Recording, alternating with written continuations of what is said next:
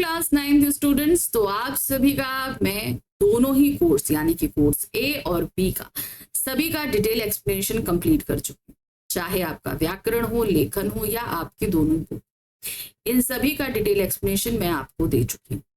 तो अब मैं जो शुरू कर रही हूँ वो है आपके एग्जाम ओरिएंटेड क्वेश्चंस। तो सबसे पहले शुरू कर रही हूँ क्लास 9th कोर्स बी के साथ में। क्लास 9th कोर्स बी की जो बुक है आपकी स्पर्श भाग 1, आपके पास सिर्फ इसी बुक से बहुविकल्पीय प्रश्न आने वाले, तो इसीलिए मैंने यहां से शुरू किया है। याद रखिए, जो आपके एग्जाम ओरिएंटेड क्वेश्चन है वो आपके सामने 2 वेज में आएंगे। पहला है ऑब्जेक्टिव और दूसरा सब्जेक्टिव। तो ऑब्जेक्टिव क्वेश्चन जो है वो आपके मल्टीपल चॉइस क्वेश्चन के वे में आएंगे, जबकि आपके सब्जेक्टिव क्वेश्चन वर्णनात्मक के रूप में आएंगे। तो ये दोनों ही तरह के प्रश्न मैं आपको कराऊंगी, लेकिन अभी जो हमने शुरू किया है वो है हमारे multiple choice questions. Multiple choice question आपकी बुक में जो आएंगे आपके एग्जाम में वो रहेंगे गद्यांश और पद्यांश आधारित। तो ये दोनों ही तरीके से मैं आपको काम कराने वाली हूँ। सबसे पहले जो हमने शुरू किया है वो आपकी स्पर्श, क्योंकि सिर्फ इसी ही बुक से आपके पास मल्टीपल चॉइस क्वेश्चन आएंगे और किसी बुक से नहीं आएंगे, व्याकरण से नहीं आएंगे, लेखन से नहीं आएंगे, किसी से नहीं आने। हाँ, आपके अपठित गद्यांश से जरूर आएंगे। तो इसीलिए इस बुक में जितने अध्याय इन सब का फटाफट हम मल्टीपल चॉइस क्वेश्चंस करके और सीधे बढ़ेंगे आपके वर्णनात्मक प्रश्नों की तरफ। तो यहाँ पर हम सबसे पहले ले रहे हैं अपना चैप्टर, गद्यखंड से शुरू कर रहे हैं, दुख का अधिकार।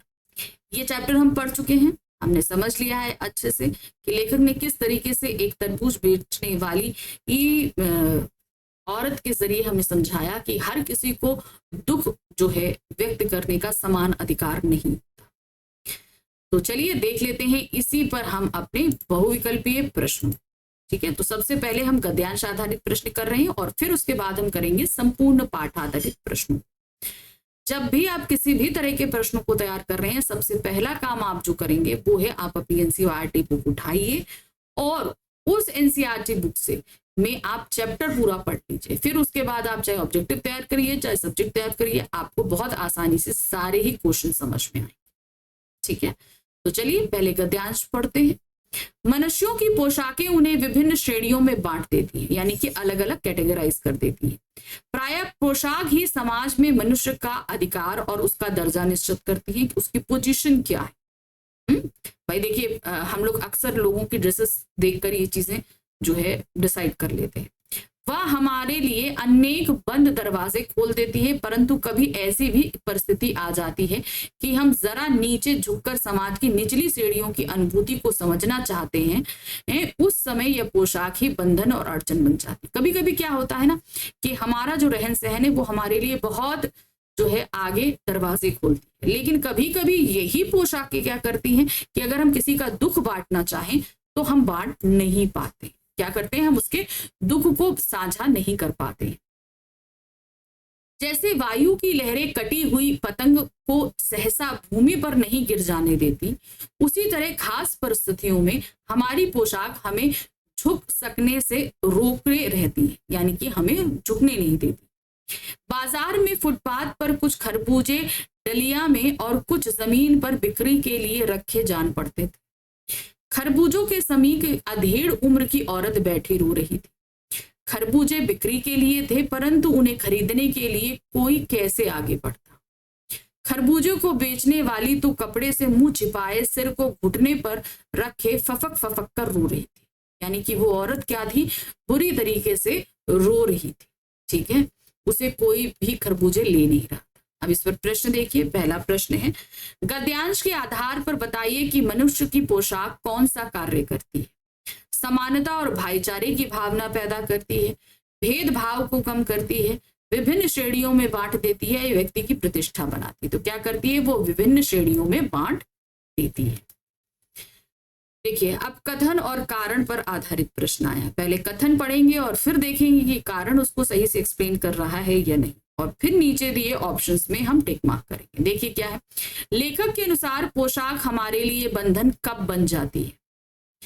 कारण है जब हम अपने से नीची श्रेणियों की अनुभूति को समझना चाहते हैं, तब ये बंधन बन जाती है। तो कथन सही है, कारण भी सही है, तो हम कहाँ लगाएंगे, कथन ए और कारण आर दोनों सही है, तो खा वाला ऑप्शन सही है। नेक्स्ट आते हैं, लेखक किसके रोने का कारण नहीं जान सका। अब यहाँ पर कई ऑप्शन दिए हैं, बच्चे के, बूढ़ी स्त्री के, दुकान वाले के या निम्न वर्ग के। तो किसके रोने का कारण नहीं जान पा रहे थे, वो थे बूढ़ी स्त्री के रोने का कारण। अब नीचे कूट दिया गया तो यहाँ पर दूसरा वाला सही है, तो देखेंगे केवल दूसरा सही है, तो खा ऑप्शन हमारा सही रहे। ठीक, नेक्स्ट आते हैं, कपड़े में मुंह को छिपाए सिर को घुटनों पर रखकर कौन रो रहा था। कौन था रो रहा था, भगवाना, लेखक का मित्र, पड़ोसन या बूढ़ी स्त्री। तो वो कौन रो रही थी, बूढ़ी स्त्री। बूढ़ी स्त्री के रोने का क्या कारण था, उसकी गरीबी, खरबूजे ना बिकना, बेटे की मृत्यु और लोगों के ताने। तो सही रीजन क्या था, बेटे की मृत्यु। चलिए अब हम आगे दूसरे गद्यांश पे। तो यहाँ आपके सामने आज के वीडियो में 4 गद्यांश लेकर आई, ठीक है ना, तो इनको देख रहे हैं। दूसरा गद्यांश है, पड़ोस की दुकानों के तख्तों पर बैठे या बाजार में खड़े लोग घृणा से उस स्त्री के संबंध में बात कर रहे थे। मतलब बहुत ही अच्छे से नहीं, बहुत ही घृणा से बात कर रहे थे। उस स्त्री का रोना देखकर मन में एक व्यथा सी उठी, पर उसके रोने का कारण जानने का उपाय क्या था। कि भाई वो स्त्री रो रही थी तो उसको देखकर हमें मन में बहुत तकलीफ हो रही थी, लेकिन उसके हम भाई रोने का कारण भी तो जाने। फुटपाथ पर उसके समीप बैठ सकने की मेरी पोशाक ही व्यवधान बन खड़ी हो गई। मतलब मेरी ड्रेस जो है वो मुझे उस स्त्री के बगल में बैठने नहीं दे रही थी। एक आदमी ने घृणा से एक तरफ थूकते हुए कहा, क्या जमाना है, जवान लड़के को मरे पूरा दिन नहीं बीता और ये बेहया दुकान लगा के बैठी। दूसरे साहब अपनी दाढ़ी खुजाते हुए कह रहे थे, अरे जैसी नियत होती है अल्लाह भी वैसी ही बरकत देता है। सामने के फुटपाथ पर खड़े एक आदमी ने दिया सलाई की तीली से कान खुजाते हुए कहा, अरे इन लोगों को का क्या है, ये कमीने लोग रोटी के टुकड़े पर जान देते हैं। इनके लिए बेटा बेटी, खसम, लुगाई, धर्म, ईमान सब छोटी बातें। तो इस तरीके से उस औरत के बारे में सब लोग फुटपाथ पे बैठे तरह तरह की बातें कर रहे थे। अब इस पर प्रश्न है, पहला प्रश्न, बाजार के लोग बूढ़ी स्त्री को किस दृष्टि से देख रहे थे, घृणा की दृष्टि से। किससे देख रहे थे, घृणा की दृष्टि से। ठीक है, नंबर 2 लगाएंगे। रोती हुई स्त्री को देखकर लेखक को कैसा लगा। लेखक का मन व्यथित हो गया, लेखक को कोई प्रभाव नहीं पड़ा, लेखक को संतुष्टि हुई, लेखक वहां खड़ा नहीं हो पाया। तो सही क्या था, लेखक का मन व्यथित हो गया। अब देखिए कूट वाला आया है, पहले क्वेश्चन पढ़े। बूढ़ी औरत का हाल पूछने में लेखक को किसके कारण परेशानी हो रही थी, पोशाक के कारण। तो सही क्या था, यहाँ पर चौथा है, दुकानदार के कारण, बच्चों के कारण, भीड़ के कारण, पोशाक के कारण। तो नंबर 4 सही है, तो यहाँ पर आपका घा ऑप्शन सही है नंबर। ठीक है, नेक्स्ट आते हैं, कथन और कारण आधारित प्रश्न आया। पहले कथन पढ़ेंगे फिर कारण देखेंगे। कथन क्या है, बूढ़ी स्त्री के प्रति लोगों की घृणा का कारण था। अब बूढ़ी स्त्री के प्रति लोग इतनी जो घृणा रख रहे थे, इसका कारण क्या था, बेटे की मृत्यु के अगले दिन खरबूजा बेच। बिल्कुल सही है, कथन और कारण दोनों सही हैं। तो ऑप्शन देखिए यहाँ पर आपका नंबर 2, ये एकदम सही, कथन और कारण एकदम सही। चलिए नेक्स्ट आ जाते हैं, नंबर 5, अरे जैसी नियत होती है अल्लाह भी वैसी बरकत देता है। पंक्ति से किस भाव का बोध हो रहा है, व्यंग का भाव, दुख का भाव, सहानुभूति का भाव या समरसता का भाव।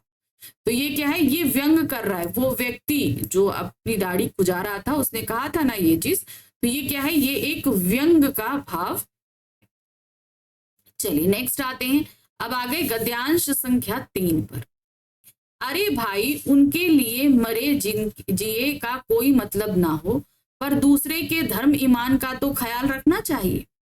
जवान बेटे के मरने पर 13 दिन का सूतक होता है और वह यहाँ सड़क पर बाजार में आकर खरबूजे बेचने बैठ गई, यानी कि 13 दिन तक शोक मनाया जाता है। ठीक है, तो वो सूतक तो इन्होंने फॉलो नहीं किया और ये खरबूजे बेचने बैठी है। 1000 आदमी आते जाते हैं, कोई क्या जानता है कि इसके घर में सूतक है। कोई इसके खरबूजे खा ले तो उसका ईमान धर्म कैसा रहेगा, क्या अंधेर है। पास पड़ोस की दुकानों से पूछने पर पता लगा उसका 23 बरस का जवान लड़का था। घर में उसकी बहू और पोता पोती है। लड़का शहर के पास 1.5 बीघा जमीन में कछियारी करके अपने परिवार का निर्वाह करता। कछियारी मतलब क्या होता है, नदी के जो हिस्सा होता है ना, उसमें फल और सब्जी वगैरह उगाकर और उनको बेचकर पेट पालता था। खरबूजों की डलिया बाजार में पहुंचाकर कभी लड़का स्वयं सौदे के पास बैठे जाता और कभी माँ बैठ जाती। तो इस तरीके से वो लोग फल और सब्जियां बेचकर जो है पालन पोषण होता था। अब वही बेटा मर गया था। दूसरों के धर्म ईमान की चिंता किसे सता रही थी? बूढ़ी स्त्री को। अब यहाँ पर देखिए, दूसरे के धर्म ईमान की चिंता किसे सता रही थी? बूढ़ी स्त्री को, लेखक को, लाला जी को या आम आदमी को? तो किसे सता रही थी? वो जो आम आदमी वहां पर बैठा हुआ था उनको सता रही थी। यही चीज यहाँ पर आई थी ना। किसने बोली थी ये बात? भाई दूसरी थे। अरे भाई इसके लिए कोई मतलब नहीं, पर दूसरे के धर्म ईमान का तो ख्याल रखना चाहिए। ये बात वहां पर जितने लोग बैठे हुए थे वो बोल रहे थे, है ना। चलिए आगे बढ़ते हैं। ये वाला हो गया। नेक्स्ट है कथन 1, घर में सूतक होने पर क्या माना जाता है? ये कथन है। कारण क्या है? घर अशुद्ध माना जाता है, घर के लोग धार्मिक कार्यों में हिस्सा नहीं लेते हैं और घर में रहकर मृत्यु का शोक मनाते हैं। तो कथन और कारण दोनों सही है। तो यहाँ देखिए कथन ए और कारण दोनों सही है। तो नंबर 2 पे हम करते हैं। अब आते हैं तीसरा प्रश्न। बूढ़ी स्त्री के खरबूजे खा लेने से ईमान धर्म नष्ट क्यों हो जाएगा? क्योंकि उसके घर में सूतक चल रहा है। क्योंकि उसके घर में सूतक चल रहा है, क्योंकि वह निम्न वर्ग की स्त्री है, क्योंकि वह ईश्वर को नहीं मानती, उपरोक्त सभी। तो सही क्या है? क्योंकि उसके घर में सूतक चल रहा है। अब आ गए हम कूट आधारित प्रश्नों पे। चलिए देखिए क्या है यहाँ पर। कोई इसके खरबूजे खा ले तो उसका ईमान धर्म कैसे रहेगा? इस कथन से किस सोच का पता चलता है? ऑप्शन देखिए। अंधविश्वासी सोच का, रूढ़िवादी सोच का, आस पड़ोस की दुकान का, उपरोक्त में से कोई नहीं। तो यहाँ पर जो हम देख रहे हैं वो क्या है? आदिवासी सोच का और अंधविश्वासी सोच का, रूढ़िवादी सोच। ये 2 चीजों का पता चलता है। नंबर 1 और 2 सही। देखिए क्या है यहाँ पर, नंबर 1 और 2, ये खा वाला हमारा ऑप्शन सही है। नंबर 5 आते हैं। बूढ़ी स्त्री का लड़का क्या कार्य करता था? वो क्या करता था? कछियारी का काम करता था। शहर के पास जमीन में अनाज उगाता था। शहर के पास जमीन में फल सब्जियां उगाता था। मजदूरी करता था, पत्थर तोड़ता था। तो सही क्या था? शहर के पास जमीन में फल और सब्जियां उगाता था। चलिए हम आ गए अपने चौथे और आखिरी गद्यांश में। क्या है? ध्यान से पढ़िएगा इसको।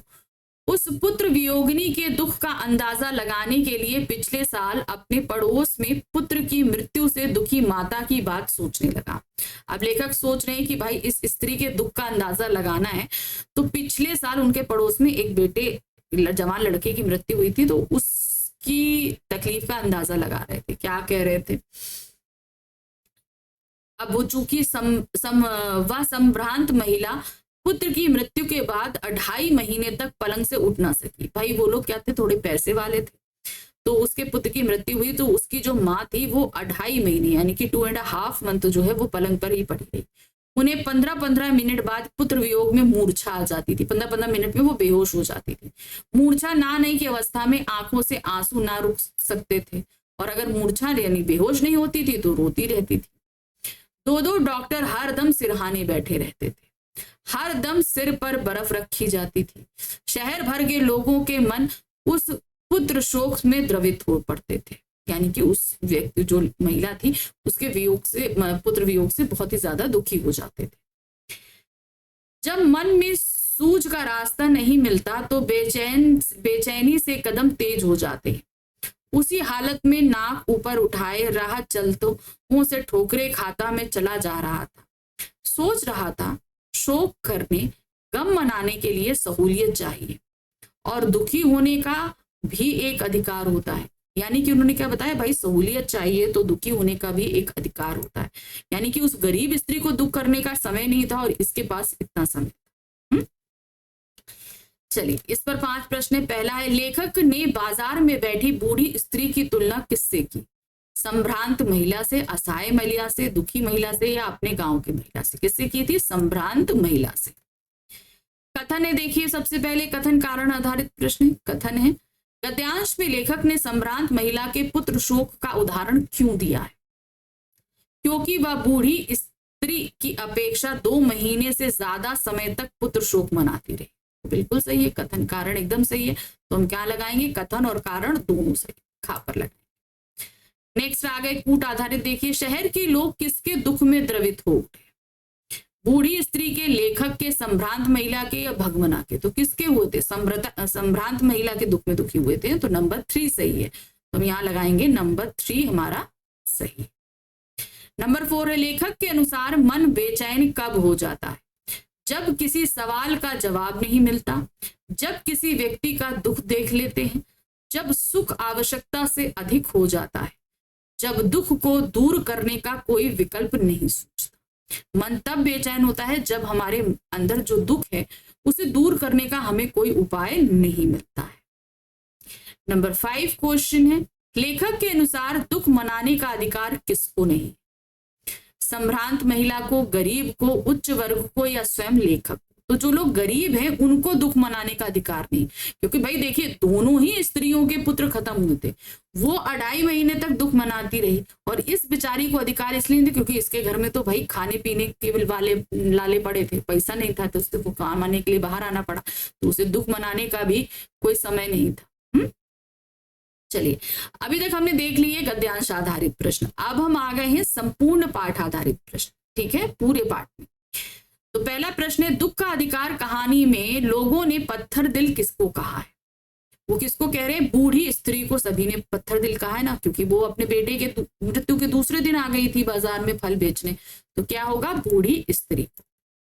दुख का अधिकार कहानी में लोगों ने पत्थर दिल किसको कहा है? अच्छा, ये तो सही है भाई, बूढ़ी स्त्री, सेम ही क्वेश्चन रिपीट हो गया, सॉरी। नेक्स्ट देखते हैं नंबर 3, बूढ़ी स्त्री को दुख मनाने का अधिकार क्यों नहीं था?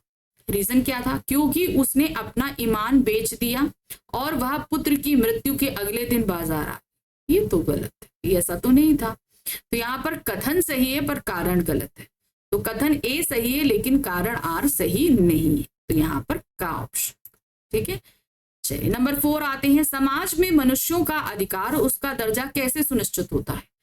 पोशाक से, यानी कि हमारे वस्त्रों से। तो सही क्या है? पोशाक से। नेक्स्ट आते हैं, लेखक के अनुसार अनेक बंद दरवाजे कौन खोल देती है? हमारी पोशाक ही खोल देती है। सही है ना? तो क्या होगा? हमारी पोशाक। मनुष्य के जीवन में पोशाक का क्या महत्व है? देखते हैं। पोशाक मनुष्य के सामाजिक स्तर को निर्धारित करती है। बिल्कुल सही है। पोशाक के द्वारा मनुष्य दूसरे मनुष्य में भेद करता है। ये भी सही है। पोशाक विशेष परिस्थिति में झुकने नहीं देती। ये भी सही है। तो हम यहाँ क्या लगाएंगे? उपरोक्त सभी पे। नंबर 7 है, लेखक ने स्वयं की तुलना किससे की है? बंधनों से, अहंकार से, कटी पतंग से या बंद दरवाजे से? तो उन्होंने किससे की थी? कटिंग पतंग से। जैसे कटी पतंग होती है ना, हवा के हिसाब से उड़ती चली जाती है, तो वैसे ही लेखक उड़ते हुए जा रहे थे। ये हम लोगों ने देखा था ना सेकेंड अपने गद्यांश में। 8वां प्रश्न है, बूढ़ी स्त्री खरबूजे कहाँ बेच रही थी? फुटपाथ पर। सही क्या था? फुटपाथ पर बेच रही थी। बूढ़ी स्त्री को बाजार में खरबूजे बेचने क्यों आना पड़ा था? क्योंकि उसका बेटा मर गया था और घर में बहू बीमार थी और पोता पोती भूख से बिलख रहे थे। सही था ना?